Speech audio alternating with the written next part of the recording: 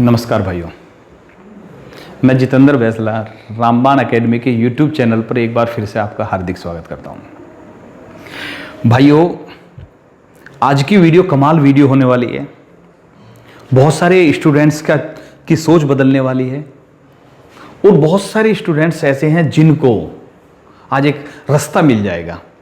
तो वीडियो को लास्ट तक देखना, एक एक पॉइंट को। आज हमारी वीडियो जो है वो है दिल्ली पुलिस तैयारी की रणनीति। देखिए, हम कह रहे हैं दिल्ली पुलिस तैयारी की रणनीति, लेकिन वास्तव में बात यह है कि ये हर तैयारी की रणनीति मान सकते हो आप। थोड़ा बहुत चेंज होता है, लेकिन हर तैयारी में आप इसको रणनीति के रूप में अपना सकते हो। देखिए, ये जो रणनीति होती है, हमारी दिल्ली पुलिस तैयारी के तरीके होते हैं या किसी भी कंपटीशन की तैयारी तरीके होते हैं, इनमें बहुत सारी छोटी छोटी बातें होती हैं जिनको मिलाकर सफलता असफलता निश्चित होती है कि भैया क्या करे तो सफलता, क्या करे तो असफलता।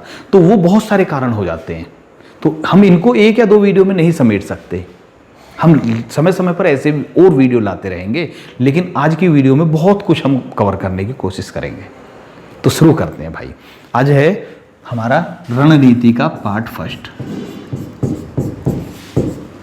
सेकंड है भाई।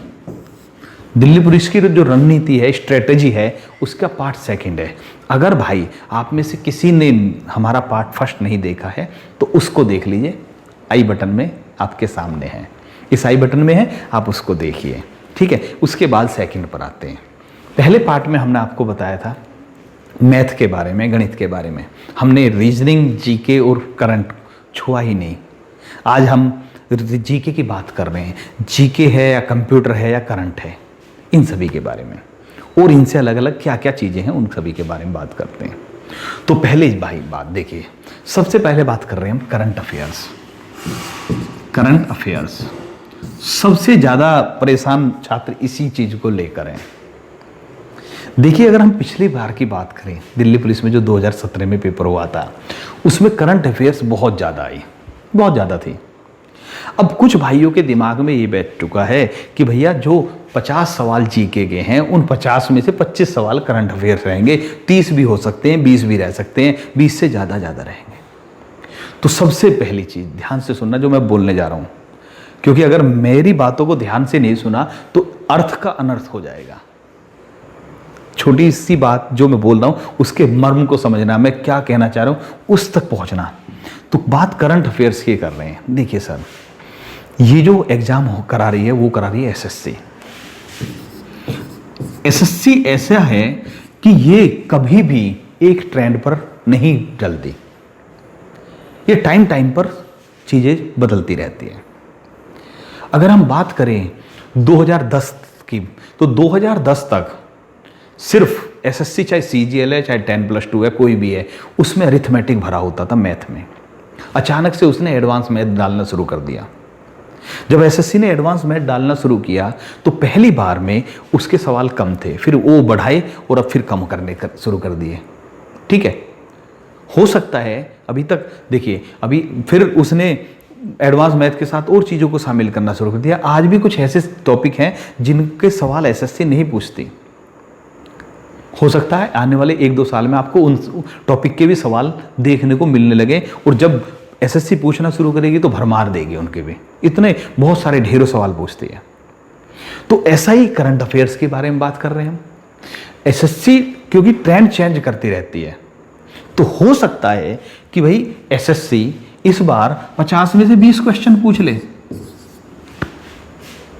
हो सकता है 25 क्वेश्चन कर दे, लेकिन हो सकता है 5 क्वेश्चन या उससे भी कम रख दे। सकता है घरों में, मैं ये नहीं कह रहा इतने आएंगे इतने आएंगे इतने आएंगे, लेकिन गलती कहाँ हो रही है? गलती तब हो रही है भैया कि अगर आप पहले ही सेट कर चुके, माइंड को सेट कर चुके कि 25 क्वेश्चन आने ही आने, तो गलत हो आप। हो सकता है कि 25 से भी ज़्यादा रख दे, लेकिन कम चांस है, याद रखना, ठीक है। इस बार चांस ये है कि थोड़ा सा कम होने के चांस ज़्यादा हैं, ठीक है। मैंने चांस कहा है, एसएससी को कोई प्रेडिक्ट नहीं कर सकता, ये ध्यान रखना। कोई प्रेडिक्ट नहीं कर सकता। अगर कोई दावा कर रहा है तो वो गलत कह रहा है भाई। मैं भी दावा नहीं करूंगा। मैं भी ये नहीं कहूंगा कि भैया 7 सवाल आएंगे, 5 आएंगे, 2 आएंगे, 1 आएगा, 0 आएगा या 45 आएंगे। 50 में से 45 भी रख सकती है एसएससी। हम उससे कोई एक्सक्यूज थोड़ी कर सकते हैं कि भैया नहीं भाई आपने ये क्यों कर दिया, ऐसा कुछ नहीं हो सकता। तो इसीलिए कोई दावा नहीं कर सकता, लेकिन अगर दावा कर रहा तो वो गलत कर रहा है भाई, पहली बात तो ये। दूसरी बात, प्रेडिक्शन हो ही नहीं सकती, कोई नहीं बता सकता क्या होने वाला है। तो आपको मेंटली रूप से तैयार रहना सभी के लिए। अब सभी के लिए का मतलब क्या है, बहुत सारे भाई क्या कर रहे हैं कि सिर्फ और सिर्फ करंट अफेयर्स पर ध्यान दे रहे हैं। देखिए भाई, ध्यान से सुनना, मैं क्योंकि मैंने पहले करंट अफेयर्स की बात करी तो क्या हो रहा है, अभी बहुत सारे क्या कर रहे हैं, बहुत सारे यूट्यूबर्स हैं जो डेली एक करंट अफेयर्स की वीडियो ला रहे हैं, डेली ला रहे हैं। देखिए भाई, अगर आप डेली करंट अफेयर्स की वीडियो ला रहे हैं तो पता चला कि आप डेली 20 क्वेश्चन बच्चों को दे रहे हैं। ठीक है, मैं ये नहीं कहूँगा किस कौन कितना दे रहा है, क्योंकि मेरे पास इतना टाइम नहीं होता कि मैं किसी दूसरे की वीडियो देखूँ। ठीक है, लेकिन जैसा कि कभी कभार दूसरे स्टूडेंट आप में से ही कोई बताता हमें कि भैया वो डेली आ रही है, ये जो है 20 क्वेश्चन दे रहा, वो 30 क्वेश्चन डेली दे रहे हैं। ऐसे बहुत सारे हैं जिन्होंने एक फिक्स कर रखा कि 25 क्वेश्चन देने ही देने हैं, ऐसे बहुत सारे हैं। ठीक है, तो अब ऐसी स्थिति में भाई सबसे बड़ी समस्या क्या है, सबसे बड़ी ये है कि वो जो 20 क्वेश्चन दिए जाएंगे वो यूजफुल भी होंगे, यूजलेस भी होंगे। समझ रहे हो मैं क्या कह रहा हूँ। और ऐसी स्थिति में स्टूडेंट को ये पता नहीं चलेगा भाई कि इन 20 में से उसके लिए कितने काम के हैं, और इनके पीछे वो इतना पागल हो जाएगा कि उसके लिए और चीज़ों पर समय बचेगा ही नहीं। वो करंट अफेयर्स में इतना बिजी हो जाएगा और चीज़ों को कर ही नहीं पाएगा। क्यों नहीं कर पाएगा कि इन 20 क्वेश्चन का मतलब 20 जब टॉपिक पढ़ाते हैं, हम कोई भी एक चीज़ बताएंगे, मान लिया हमने नई शिक्षा नीति ली, अब नई शिक्षा नीति के बारे में कह रहे हैं तो उसमें इतने सारे पॉइंट आते चले जाते हैं। एक शिक्षा नीति में 8-10 पॉइंट बताने शुरू कर दिए, राफेल के बारे में 10-12 पॉइंट बता दिए। तो इन सभी चीज़ों को अगर क्लियर करेंगे हम तो भैया कितना आप समझ सकते हैं कि कितना कवर करना पड़ेगा। अब इतना सब कवर करेंगे, चलो आज का कर लिया, फिर जितना आज करा उतना ही कल खड़ा है, फिर जितना कल किया फिर परसों भी उतना ही है, तो हमारे पास और चीज़ों के लिए टाइम नहीं बचेगा। तो मैं आपसे ये नहीं कह रहा कि वो गलत है या सही है, मैं आपसे ये कह रहा हूँ कि आप ये सोचिए कि क्या जो आपको पढ़ाया जा रहा है आप उसको कवर कर पा रहे हैं या नहीं। कहीं ऐसा तो नहीं है कि आप इसके चक्कर में, करंट के ही चक्कर में जो दूसरी जी के उसको इग्नोर कर रहे हो, मैथ को इग्नोर कर रहे हो, रीजनिंग को, कंप्यूटर को इग्नोर कर रहे हो। ऐसा मत कर देना बस। ठीक है, तो पहले मैं ये नहीं कह रहा करंट अफेयर्स का वेटेज कम है, मैं ये नहीं कह रहा करंट अफेयर्स का वेटेज ज़्यादा है, बस दिमाग से ही पर्दा हटाइए कि कितने भी करंट अफेयर्स आ सकते हैं। हो सकता है आप 10 की तैयारी कर रहे हैं 35 मिल जाए, हो सकता है आप 30 की तैयारी कर रहे हैं 3 मिले, ये भी ध्यान रखना भाई। और ऐसी स्थिति में अगर कुछ भी चेंज कर दिया एसएससी ने तो आप उसके लिए तैयार हैं या नहीं, यही चीज़ सफलता असफलता निर्धारित करेगी भाई। ठीक है, देखिए अब देखिए करंट अफेयर्स की बताता हूं मैं कि अगर जैसे रेलवे ने भी दिया, एसएससी ने भी दिया, मान लिया बहुत सारे क्या कर रहे हैं उस पर भी बताऊंगा मैं आपको। आपको देखना है भाई, आपको देखना है कि आप उस चीज़ को कितना कवर करना है, थोड़ा सा उसमें सेलेक्टिव होना पड़ेगा। क्योंकि अगर आप डेली न्यूज़पेपर उठाते हैं तो वो इतना बड़ा रहता, क्या क्या कवर करोगे, क्या छोड़ोगे। ठीक है, रोज ना जाने कितनी नेशनल इंटरनेशनल लेवल पर घटनाएं हो रही हैं, वो सब चीज़ों को कैसे कवर करोगे ये आपको सोचना है, थोड़ा बहुत सेलेक्टिव होना पड़ेगा। ठीक है, जैसे उदाहरण बताते हैं। देखिए मान लिया अभी हम बात करें, अभी बात चल रही है हमारे अर्जुन पुरस्कारों की और राजीव गांधी खेल रत्न पुरस्कार की। तो अब सपोज कीजिए हमारा राजीव गांधी खेल रत्न और अर्जुन पुरस्कार, इनकी बात करें तो मान लिया ये कुल मिलाकर 20 व्यक्तियों को दिया गया। ठीक है, मान लिया ये 20 व्यक्तियों को दिया गया, फिर द्रोणाचार्य पुरस्कार, ध्यानचंद पुरस्कार मिला है। ठीक है, चलो हमने ये याद कर लिया। ठीक है, पहली बात तो ये कि आपने इतने लोगों को याद किया, सारे किस किस को मिला है, फिर किसका खेल कौन सा है। ठीक, दूसरी बात, इसके बाद ऐसा ही एक पुरस्कार आ गया, मान लिया साहित्य अकादमी पुरस्कार।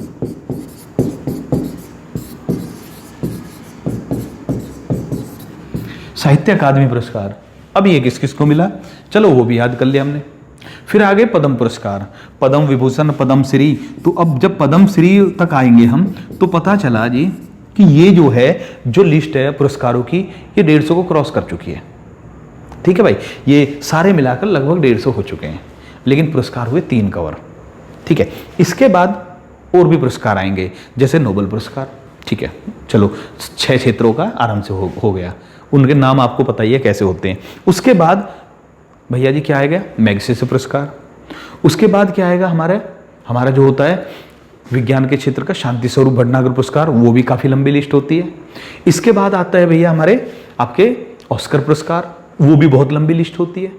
उसके बाद जी सिने अवार्ड, राष्ट्रीय फिल्म पुरस्कार, समझ में आ गया, फिल्म फेयर पुरस्कार और राइट लिवलीहुड पुरस्कार। इधर जाएंगे तो आपके गोल्डन ग्लोब पुरस्कार। सभी की अगर सारी लिस्ट याद करेंगे, सोच कर देखना, एक ही वर्ष के अंदर आप इतनी सारी लिस्ट को याद करेंगे तो पता चला आपने इतने सारे लोगों का नाम याद किया, और क्या गारंटी है कि पुरस्कार से एक भी क्वेश्चन आ जाएगा। हो सकता 2 क्वेश्चन पूछ ले, लेकिन क्या गारंटी है कि एक भी पुरस्कार पूछा जाएगा। ये सब सारा करंट का है। तो ऐसी स्थिति में अब क्या किया जाए। तो ऐसी स्थिति में हम आपसे बोलते हैं कि जब राजीव गांधी खेल रत्न की बात आती है तो जिसको राजीव गांधी खेल रत्न मिल रहा है सारे अच्छी तरह याद होने चाहिए। जिनको अर्जुन पुरस्कार मिल रहा है उनको कि कम से कम आपको उनकी लिस्ट को एक बार ध्यान से देखना है, एक बार पूरी को ध्यान से देखना है, फिर उसके बारे में 10 दिन बाद फिर देखना है। बिल्कुल ये नहीं कि 100% याद हो, लेकिन ज़्यादातर आपके दिमाग से सामने से निकले हुए होने चाहिए। जैसे क्रिकेट में किसको मिला है, ये बहुत महत्वपूर्ण बन जाता है। इसके बाद द्रोणाचार्य वगैरह भी करना है। फिर आगे साहित्य अकादमी पुरस्कार। अब साहित्य अकादमी पुरस्कार हिंदी में किसको मिला है, सारी भाषाएं तो आप याद नहीं कर सकते, या फिर कोई उस समय जब ये पुरस्कार के बारे में आएगा तो 1-2 के बारे में विशेष टिप्पणी होती है, उसको पढ़ना पड़ेगा आपको। फिर जब हम पद्मश्री पुरस्कार कर रहे हैं तो पद्मश्री, पद्म भूषण, पद्म विभूषण सारे याद होने चाहिए। पद्मश्री में एक बार लिस्ट पर सरसरी निगाह डाल दीजिए, ठीक है, वो भी चल जाएगा काम। इसके बाद जब इंटरनेशनल लेवल के पुरस्कार आते हैं तो इंटरनेशनल लेवल के पुरस्कार में ध्यान से सुनना, कोई भी पुरस्कार अगर किसी भारतीय को मिलता है इंटरनेशनल लेवल का, वो 100% याद करना आपको। पहली बात, जो भी पुरस्कार भारतीय को मिलता है इंटरनेशनल लेवल का, वो तो आपको याद करना ही करना है, चाहे कोई भी है, ठीक है। उससे अलग जो इंपोर्टेंट से लग रहे हैं उसको उठाइए। समझ में आया मैंने? तो इसलिए मैं कह रहा हूं कि आप हर चीज को नहीं कर सकते भाई।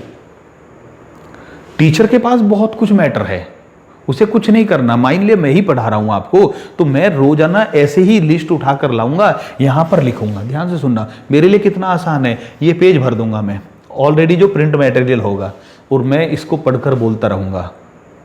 लेकिन क्या आप उसको इतने को कवर कर पाएंगे दिए गए टाइम में? याद रखना, टाइम एक निश्चित है, आपको ये देखना कि उसमें से कितना कवर करना है। अगर ये आप क्लियर कर रहे हो, मैं कह रहा हूं अगर आप सारे को कर रहे हो तो बहुत अच्छी बात है, जो कि कोई नहीं कर पाएगा, असंभव चीज है। अगर असंभव नहीं लग रहा आपको तो मेरे आमने सामने आना, मैं आपको सिद्ध करके दिखाऊंगा कि आप करंट नहीं कर पाओगे। 100% कोई नहीं कर पाएगा। आपने कहा कोई नहीं कर पाएगा भाई, ठीक है ना। पढ़ाने में और पढ़ने में ये अंतर होता है कि अगर केवल लिस्ट हमने पकड़ा दी तो फिर आपको तो याद भी करनी है ना वो। तो वो चीज है कि अगर आपके वो याद हो पा रहा है तो ही तो कामयाब है, वरना आप उसको लिए बैठे हैं और उसकी वजह से कंप्यूटर डिस्टर्ब हो रहा है, उसकी वजह से आपकी हिस्ट्री पॉलिटिक्स डिस्टर्ब हो रही है, उसी की वजह से आप इकोनॉमिक्स नहीं पढ़ पा रहे हैं, एनवायरमेंट नहीं पढ़ पा रहे हैं, तो फायदा क्या भाई? सोच कर देखना, ठीक है। मैं ये नहीं कह रहा आप करंट अफेयर्स को तवज्जो मत दीजिए, करंट अफेयर्स इंपॉर्टेंट है, लेकिन उसके लिए आप ये सोचिए कि उसमें से जो आपके सामने करंट अफेयर्स आ रही है उसमें से कितना आपको ध्यान रखना है। अगर टीचर आपके लिए ये कर रहा है तो बहुत अच्छी बात है, अगर टीचर सब कुछ पकड़ा रहा है तो अब आपकी एक एक्स्ट्रा जिम्मेदारी हो गई है भाई। अगर हमारे हिसाब से बात करेंगे तो मैंने अभी तक जो है 1 महीने के लिए 2 वीडियो बना रहे हैं हम, वो भी थोड़ा बहुत छोड़ रहे हैं अभी हमें भी ये पता क्या छोड़ रहे हैं। जैसे कोई प्रसिद्ध पुस्तक आ रही है तो उसको हम अभी नहीं उठा रहे हैं, कोई पुरस्कार है तो ज़्यादा नहीं उठा रहे हैं, कुछ उठा रहे हैं। तो जब लास्ट टाइम आता है तो लास्ट टाइम में हम सारी जितने भी हमारी करंट होती है उसको कंपाइल कर देते हैं। कोई नियुक्ति हो रही है, अब नियुक्ति हम नहीं उठाते, ऐसे में नियुक्ति लास्ट में ही उठाई जाती है। क्यों? क्योंकि हो सकता है तब तक बदल जाए आपका, ठीक है। तो ये जो हु इज हु वाला जो होता है, कौन क्या है, तो वो सब लास्ट का टाइम का होता है, तो उसको पे हम टाइम खराब नहीं करते स्टूडेंट्स का। अगर आपको लग रहा सफिशिएंट है तो उसमें ही पढ़िए, एक्स्ट्रा भी पढ़ सकते हैं, लेकिन ये देखिए कि अपनी क्षमता के अनुसार, उसकी ज़्यादा क्षमता के चक्कर में कहीं उल्टा नुकसान मत कर लेना भाई, ठीक है। करंट अफेयर्स के लिए दूसरी बात भाई, अब आ जाते हैं एक और चीज़ क्लियर करना चाहूँगा मैं आपसे। देखिए पढ़ाई के दौरान बच्चों के मन में ये होता है कि हम ये कर देंगे, हम वो कर देंगे, हम पेपर को फाड़ देंगे, ये कर देंगे, ऐसा बहुत सा उत्साह होता है, बहुत ज़्यादा अति उत्साहित होते हैं। तो पहली बात तो भाई पेपर फाड़ नहीं पाओगे क्योंकि अब ऑनलाइन टेस्ट है। दूसरी बात भाई, जो सबसे बड़ी बात है, बहुत सारे इस अति उत्साह में क्या कहते हैं, पढ़ाई के पीछे सब कुछ छोड़ देंगे, सब कुछ छोड़ देंगे, खाना पीना सब कुछ, हंसना बोलना सब कुछ छोड़ देंगे। भाई बहुत गलत कर रहे हो, ये गलती मत करना भाई। पढ़ाई का एक सिस्टम बनाइए। पढ़ाई को आपको करना क्या है, टाइम टेबल बनाना है। टाइम टेबल हर किसी का अपने हिसाब से होता है। एक डिसाइड कीजिए कि आप कितने टाइम पढ़ सकते हैं। 24 घंटे में से आप 8 घंटे पढ़ सकते हैं, 10 घंटे, 12 घंटे, 13 घंटे, जितना पढ़ सकते हैं आप उस टाइम को डिसाइड कीजिए। उसी के हिसाब से टाइम शेड्यूल बनाइए। मेरा एक कहना ज़रूर है, मेरे इस कहने को ज़रूर मान लेना कि बहुत सारे भाई पढ़ाई के दौरान इतने बिजी हो जाते हैं कि वो सबसे पहले किस चीज़ को त्यागते हैं, वो त्यागते हैं नींद को। बहुत सारे क्या करते हैं, नींद को त्याग देते हैं।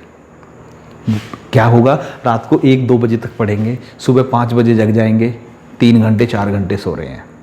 ठीक है, अब 3 या 4 घंटे सोकर 24 घंटे में से अगर आपने ये गलती कर दी तो भाई याद रखना, आप पॉजिटिव जाने के बजाय नेगेटिव जा रहे हो। मेरा कहना मानना कि नींद जो है आपकी 6 घंटे से कम मत लेना भाई। 6 घंटे आपको सोना ही सोना है। सबसे अच्छी जो नींद होती है वो 6 से 7 घंटे की होती है। कोशिश करो 6 घंटे, 6.5 घंटे, बस 7 घंटे। अगर बहुत सारे होते हैं मेरी तरह जो ज़्यादा सोते हैं तो वो 7 घंटे सो सकते हैं, ठीक है, लेकिन 6 घंटे से प्लीज़ कम मत सोना। बहुत सारे कहेंगे जी हमारे टीचर तो ये बोलते हैं भैया खाना छोड़ दो, नहाना छोड़ दो, सोना छोड़ दो, बस पढ़ते रहो। भैया ज़्यादा पढ़ने से कामयाबी नहीं मिलती। एक बहुत अच्छा उदाहरण बताता हूँ आपको, बहुत ही अच्छा उदाहरण बताता हूँ। अभी एक व्यक्ति हैं भाई, प्रदीप कुमार नाम के, बहुत सारे समझ गए होंगे, बहुत सारे नहीं जानते होंगे। अगर नहीं जानते तो उनके लिए बता दें, प्रदीप कुमार इस बार यूपीएससी, जो भारत की सबसे बड़ी प्रतियोगिता है, आईएएस बनाते हैं, है जो यूपीएससी सिविल सर्विस में टॉपर हैं सर, हरियाणा के हैं, सिविल सर्विस के टॉपर है प्रदीप कुमार, यूपीएससी के टॉपर हैं। टॉपर का मतलब ध्यान से सुनना जो मैं बताने जा रहा हूँ।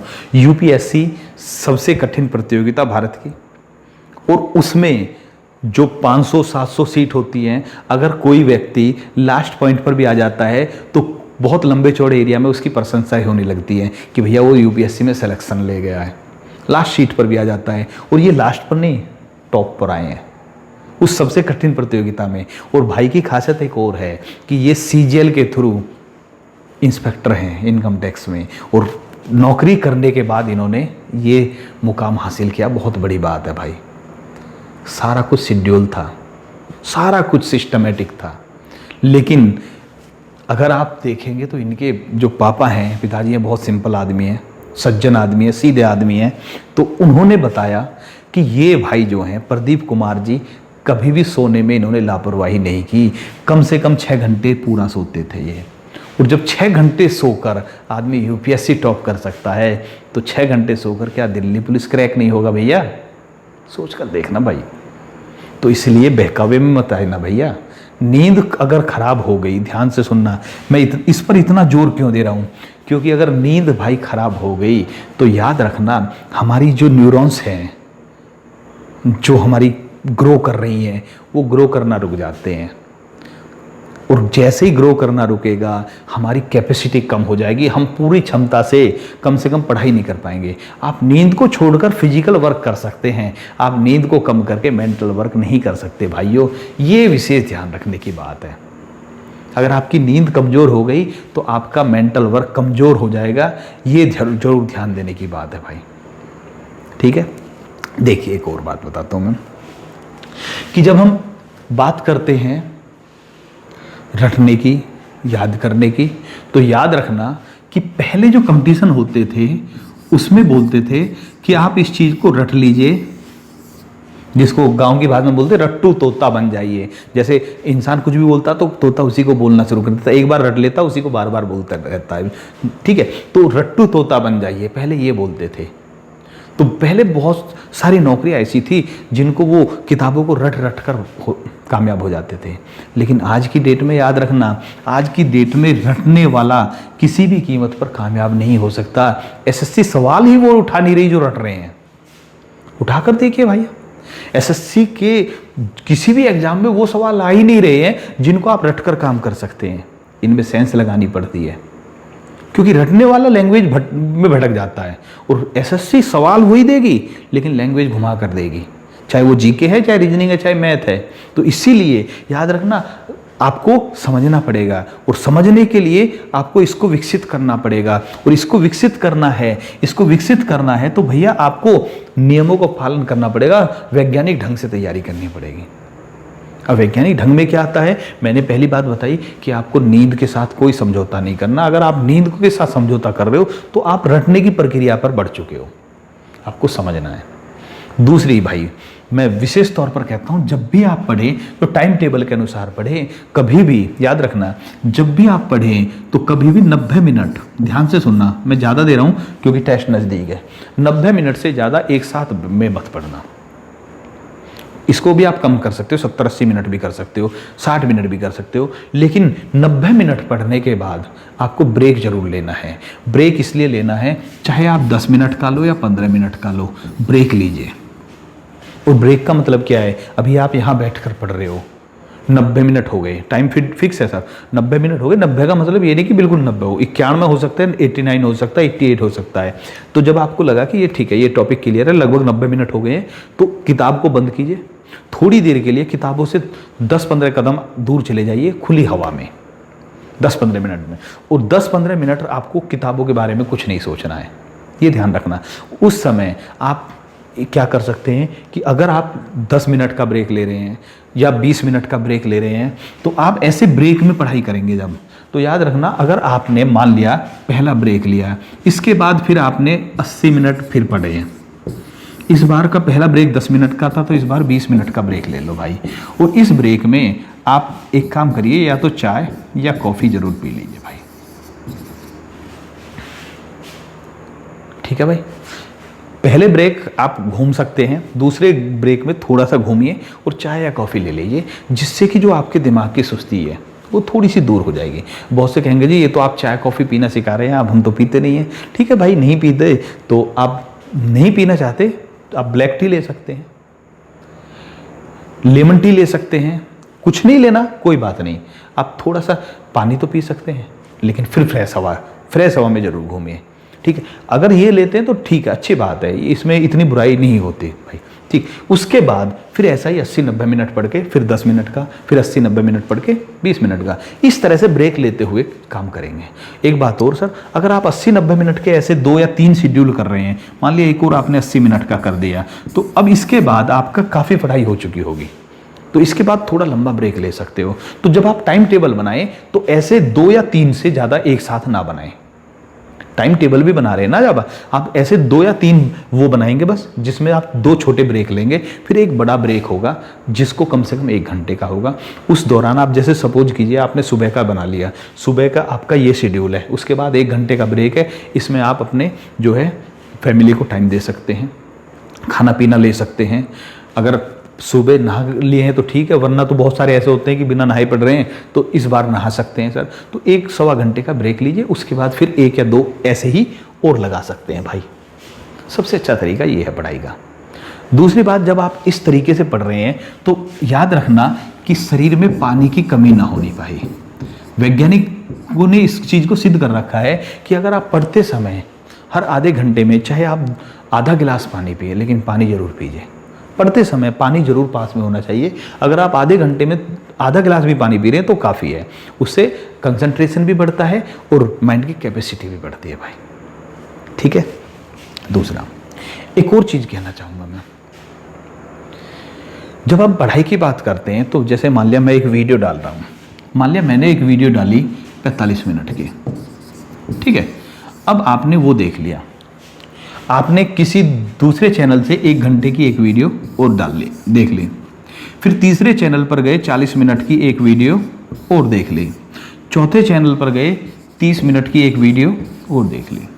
अच्छी बात है, आप अलग अलग जगह से जानकारी ले रहे हो, अच्छी बात है भाई, मना ही थोड़ी है भाई, यूट्यूब है, फ्री का ज्ञान मिल रहा है, ले लीजिए। लेकिन भाई एक चीज़ का ध्यान रखना, ध्यान से सुनना, जो मैं भी इसको भी बताने जा रहा हूँ।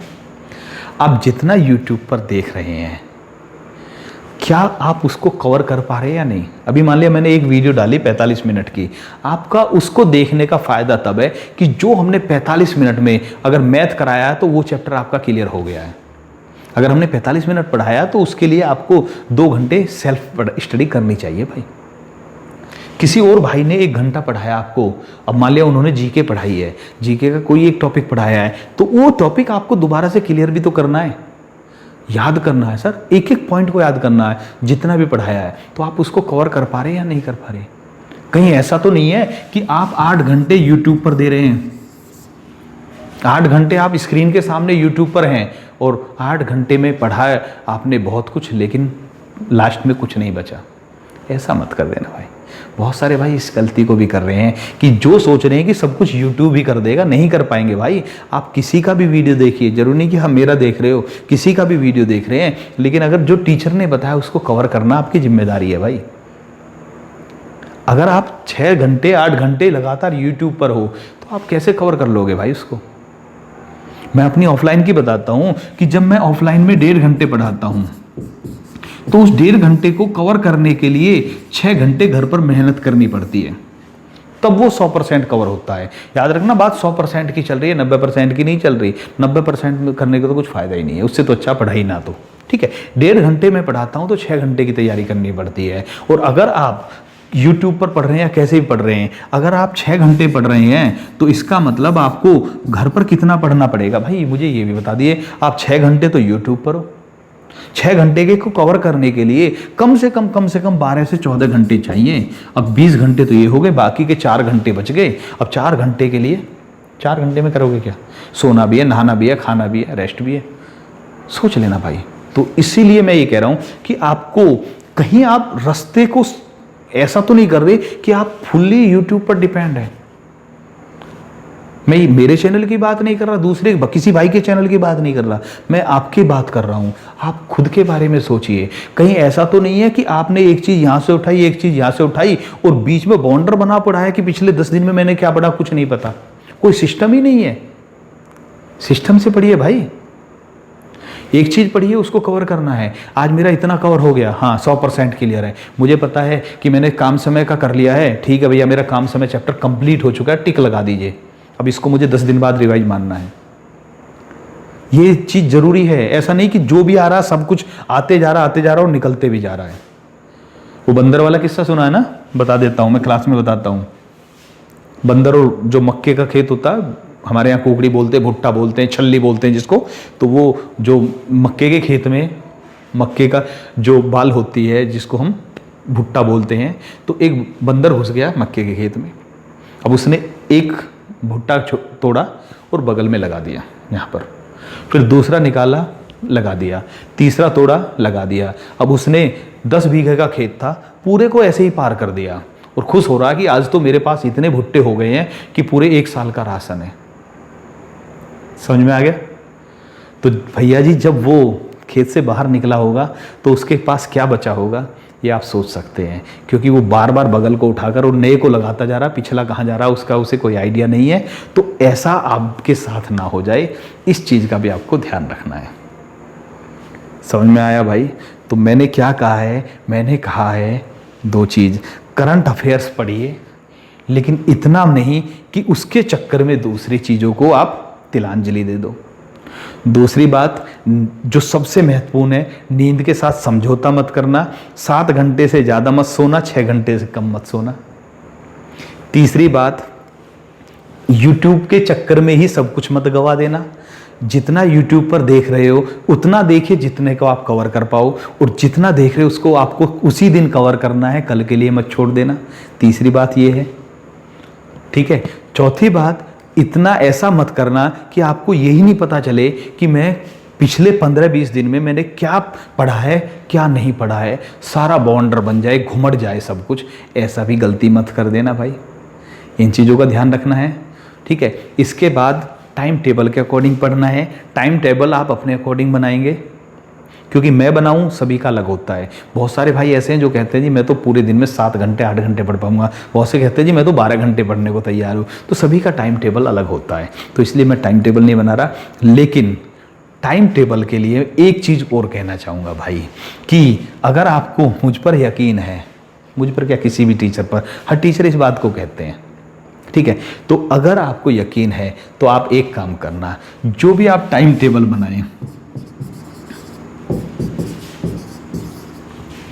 उसको लिखना है। टाइम टेबल को एक डायरी लीजिए, उसमें टाइम टेबल लिख लीजिए अपनी सुविधा के अनुसार। 24 घंटे में आपको जब टाइम होता है उस टाइम के अनुसार आप टाइम टेबल बनाइए, पढ़ाई के लिए निकालिए। चाहे आप वो 6 घंटे का बना रहे हैं, चाहे 8 घंटे का बना रहे हैं, चाहे 10 का बना रहे हैं, या 14 घंटे का बना रहे हैं, या 12 घंटे का बना रहे हैं, लेकिन आप अपने हिसाब से टाइम टेबल बनाना भाई। लेकिन मैं ये कह रहा हूं, अगर आपने 6 घंटे का भी टाइम टेबल बनाया है तो उसको जो लिख दिया उसको स्ट्रिक्टली फॉलो करना है।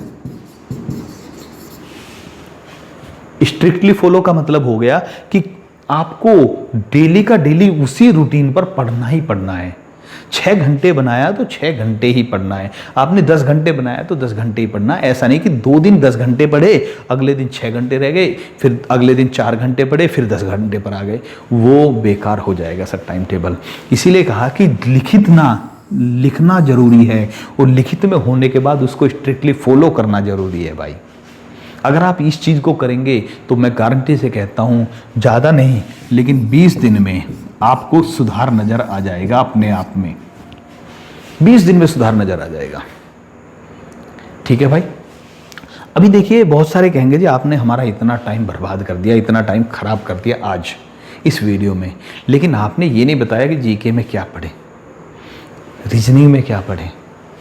भाई जी वो तो मैं बहुत पहले बता चुका हूँ, बहुत बार बता रहा हूँ भाई। इसके बारे में भी डिटेल में आते रहेंगे हम धीरे धीरे। लेकिन मेन बात ये है कि कोई भी चीज़ ऐसा नहीं है कि मैं इसको कह दूँ कि ये पढ़ो मत ना, या ये पढ़ लो, ऐसा कुछ नहीं हो सकता। हाँ, आपको प्रयत्न करना, कुछ हम प्रयत्न करेंगे, जिससे कि पहले जो ज़्यादा जरूरी है उसको पढ़िए, फिर उससे जो कम जरूरी है उसको दूसरी बारी में पढ़ना है। पहले आपको एक एरिया कवर करना है कि मेरा इतना एरिया है तो ये 100% होना चाहिए, 99% नहीं होना चाहिए, ठीक है। इन सब के बारे में आगे की वीडियो में भी धीरे धीरे बढ़ेंगे हम, क्योंकि एक वीडियो में अगर हमने सब कुछ दे दिया तो वही बंदर वाली हो जाएगी भाई, तो इसलिए ठीक नहीं है भाई।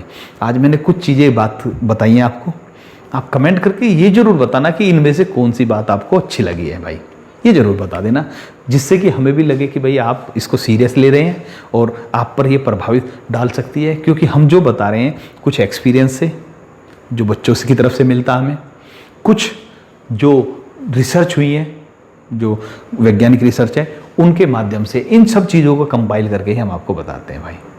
आज की वीडियो में इतना ही भाई, अगली वीडियो में फिर मिलते हैं। जय हिंद भाइयों।